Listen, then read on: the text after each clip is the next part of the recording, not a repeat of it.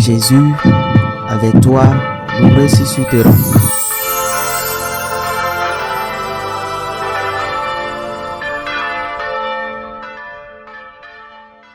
En ce temps-là, les Juifs se querellaient entre eux. Comment celui-là peut-il nous donner sa chair à manger? Jésus leur dit alors, Amen, amen, je vous le dis, si vous ne mangez pas la chair du Fils de l'homme, et si vous ne buvez pas son sang, vous n'avez pas la vie en vous. Celui qui mange ma chair et boit mon sang a la vie éternelle, et moi, je le ressusciterai au dernier jour.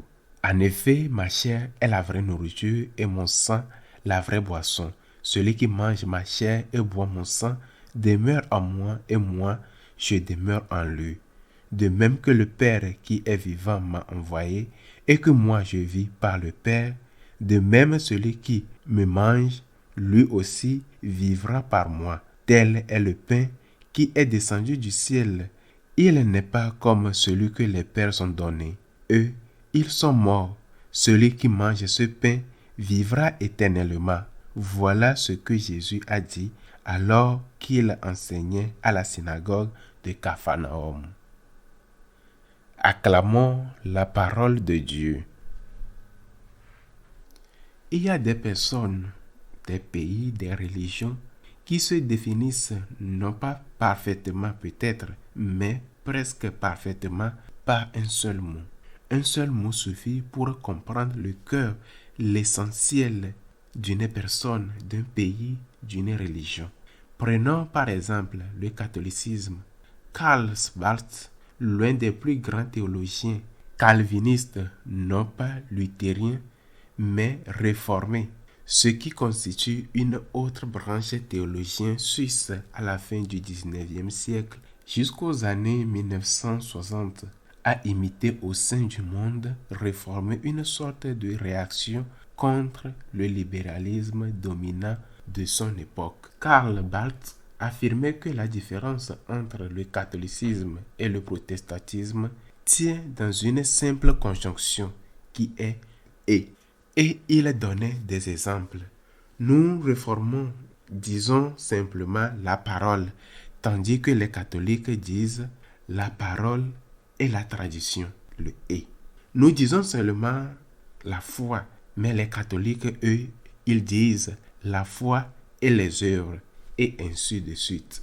Par exemple, la foi en la très sainte Trinité, même si cela ne nous distingue pas des autres communautés chrétiennes, nous disons Père, et dans notre langue, nous dirions Père et Fils et Saint-Esprit. Le catholicisme est une religion exclusive, une religion d'équilibre. Saint Benoît l'avait bien compris lorsqu'il rédigeait sa règle pour cette communauté de moines qui fut essentiellement au salut de l'Europe. C'est une religion équilibre, c'est une religion de maturité. Chesterton l'avait compris lui aussi lorsqu'il quitta l'anglicanisme pour devenir catholique. Le mot, la conjonction et voilà ce qui peut d'une certaine manière définir notre foi, notre Église. Mais quel mot définit notre spiritualité? C'est très simple. La conjonction, le et, ne comporte qu'une seule lettre. Je crois que ce qui définit notre spiritualité, du moins celle des franciscains de Marie, est un mot de 3 lettres. Beaucoup d'entre nous se souviennent de leur enfance lorsque nous apprenions certaines choses par cœur, du moins à mon époque, où, grâce à Dieu, on stimulait la mémoire. Nous nous souvenons très bien des propositions, comme devant, derrière, au-dessus, au-dessous, entre, contre, avec, depuis, pour, par, et bien d'autres. Je crois que cela devrait définir notre relation avec Dieu et avec le prochain. Je dis cela parce que c'est précisément ce qui apparaît dans l'évangile d'aujourd'hui. Je lis ce passage où le Seigneur parle de l'Eucharistie. Ma chair est vraiment une nourriture. Et il dit, comme le Père qui est vivant m'a envoyé, et que moi je vis par le Père, ainsi celui qui me mange vivra par moi. La proposition par peut avoir non pas deux sens, mais deux usages. Par, ça se note très bien en espagnol et ça s'exprime très bien. Quand on parle de par et de pour, il parle de la raison et la cause. Pour, je fais cela parce que quelqu'un me pousse, me demande la force. Sans toi, sans ton aide, je n'aurais pas pu le faire. Mais pour peut aussi exprimer une proposition ou une motivation. Je fais cela par amour. Je fais cela par gratitude. C'est à la fois une source et une conséquence. Dans ce texte, le Seigneur l'utilise comme source. Je le répète, comme le Père m'a envoyé, moi, je vis par le Père. De même, celui qui me mange vivra par moi. Il vivra par moi. L'Eucharistie est nourriture vraie, nourriture et boisson vraie. Elle est la force. Ce par moi est essentiel dans notre foi. Cela signifie que sans la grâce de Dieu, nous ne pouvons pas faire le bien. C'est fondamental, c'est très important. Curieusement, cela nous rapproche des communautés issues de la Réforme et nous distingue d'une ancienne hérésie, celle des Pélagiens. Nous avons besoin de la grâce de Dieu. Lorsque nous faisons le bien, c'est la grâce qui agit en nous, avec notre collaboration bien sûr. C'est là qu'intervient le « et », la conjonction. Nous avons besoin de la grâce de Dieu. Nous avons besoin de sa force. Je ne fais pas le bien par moi-même, non. Je le fais par la grâce de Dieu. Sans l'Eucharistie, nous ne pouvons rien faire. Sans Dieu, nous ne pouvons pas faire le bien. C'est par sa grâce. L'homme blessé par le péché originel est capable de faire le bien, mais c'est par la miséricorde de Dieu. Sans moi, vous ne pouvez rien faire, dit le Seigneur. L'Eucharistie est la source de consolation.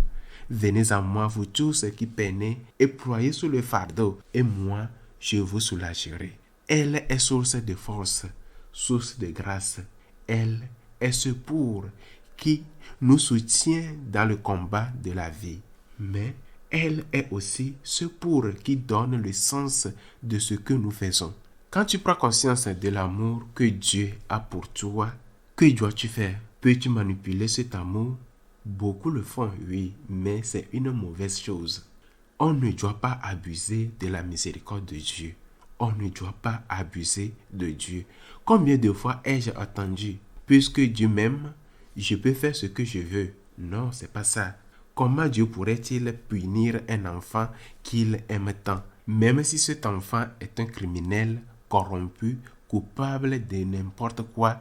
Personne n'ira en enfer, disent certains, même au sein de l'Église. Mais c'est faux. Mais alors, que faire de la parole de Dieu qui affirme le contraire? Dieu est amour, oui, mais attention à ne pas manipuler cet amour. On peut aussi accueillir cet amour et le transformer en gratitude. Pour toi, Jésus, pour toi, je le fais pour toi. Le bien que je le fais pour toi, Seigneur, pour toi. L'hymne des franciscains de Marie commence d'une manière sans doute peu musicale et un peu étrange, tant dans les paroles que dans la musique. Pour moi Jésus, tu as accepté ta croix. Et même si tu ne faisais plus jamais aucun bienfait, je t'aimerai de la même manière. Pour toi Seigneur, je ne laisserai pas ma croix. Pour nous, et pour cela devrait être ainsi, pour tout catholique, c'est l'essentiel. Pour toi Jésus, pour toi, une motivation. Pour toi, parce que tu me soutiens et que sans toi, je ne peux rien faire. Je ne peux même pas désirer faire le bien et encore moins le réaliser. C'est par toi. Seigneur, je le fais par ta grâce. Certes, ma volonté et ma collaboration sont nécessaires, sinon je serai un automate ou un prédestiné comme le disent les calvinistes. Mais c'est pour toi. Je le fais pour toi, Seigneur. Une motivation religieuse. Par reconnaissance envers toi, Seigneur. Parce que je sais que tu m'as aimé. Je sais que Tu es là pour moi. Je veux faire les choses pour toi, Jésus, par amour pour toi, par gratitude envers toi.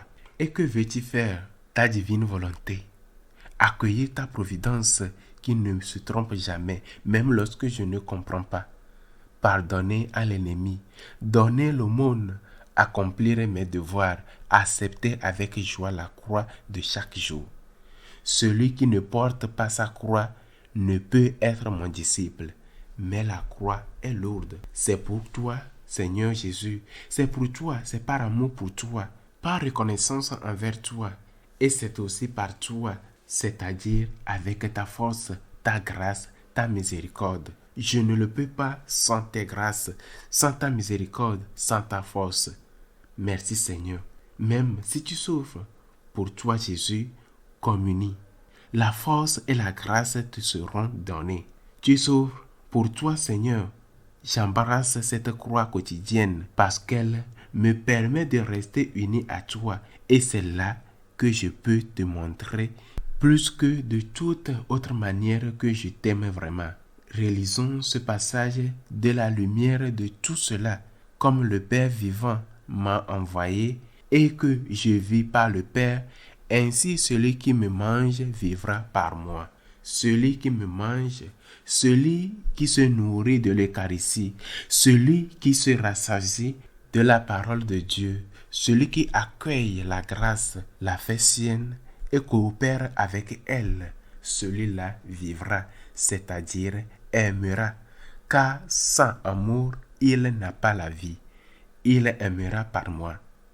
Pour toi Jésus et par toi Jésus, dans les joies, dans les peines, dans le combat, dans le fait de se relever après une chute, toujours dans l'action de grâce. Pour toi Jésus, comme Marie. Je ne peux rien sans ta grâce, sans ta miséricorde, sans ta force. Pour toi Jésus, pour toi et comme Marie jusqu'au bout. Qu'il soit ainsi.